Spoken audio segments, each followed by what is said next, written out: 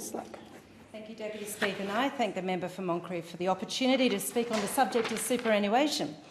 Universal superannuation is a proud achievement of the Hawke and Keating Labor governments, and it came into being in 1992. The member for Moncrieff's concern for young workers, demonstrated by her motion, is, I hope, a measure of her strong support for universal superannuation and for the rights of young workers. Because back in 1992, the former member for Moncrieff, Cathy Sullivan, and the rest of the coalition members voted against universal superannuation. They were wholly opposed, to the point where the then member for Bradfield, Mr Connolly, stood up in this place on the 5th of May 1992 and spoke on the third reading of the bill, saying it was a sordid deal between the government and the ACTU. And further, he said it was only the Liberal and the National parties who would stand and demonstrate that compulsory superannuation legislation of this nature is fundamentally flawed. He referred to his speech to the year 2020 and stated that the legislation would not address the fiscal challenge of a greying society. Well, here we are in 2023.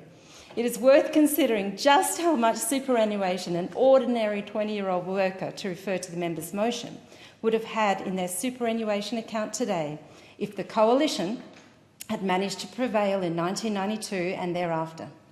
The 20-year-old would be 51 years old today. I'm not 51 myself yet, but it's a pretty familiar age to many people here.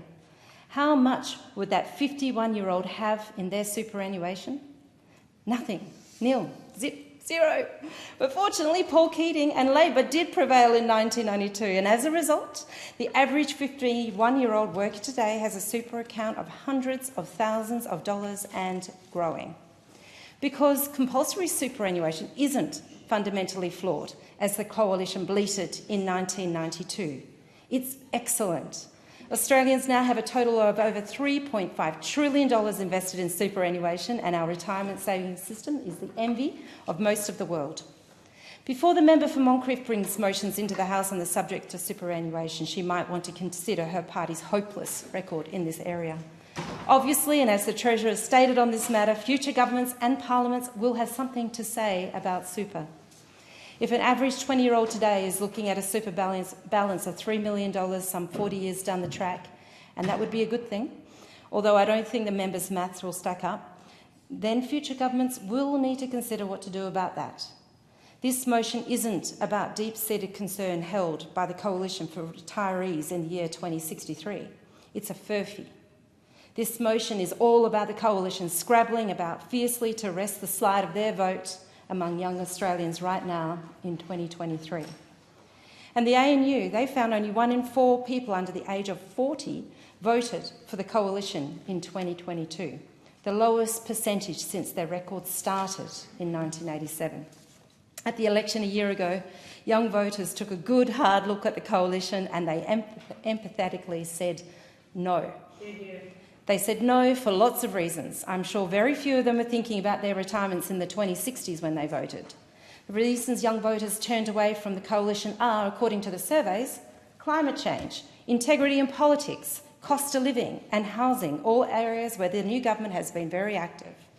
Just a few days ago, the Prime Minister announced a further $2 billion for social and affordable housing, because regardless of Liberals conveniently ignoring the government's mandate and Greens simply ignoring reality, we have a mandate to act on housing and we are acting. To return to super, what young people might like to consider in their area of super is just how much the coalition has in fact cost young people through their delays in increases to the superannuation guarantee.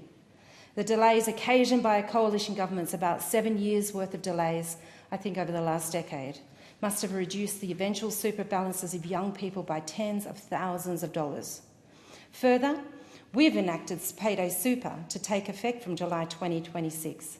The coalition were told about the need to take action on unpaid super way back in 2015 by the National Audit Office. They were told that 690,000 Australian workers were being dudded to the tune of $2.6 billion every year. They squibbed it. It must have cost young workers thousands since then. Labor has acted. We're on this side are very happy for the Coalition to keep bringing motions on superannuation.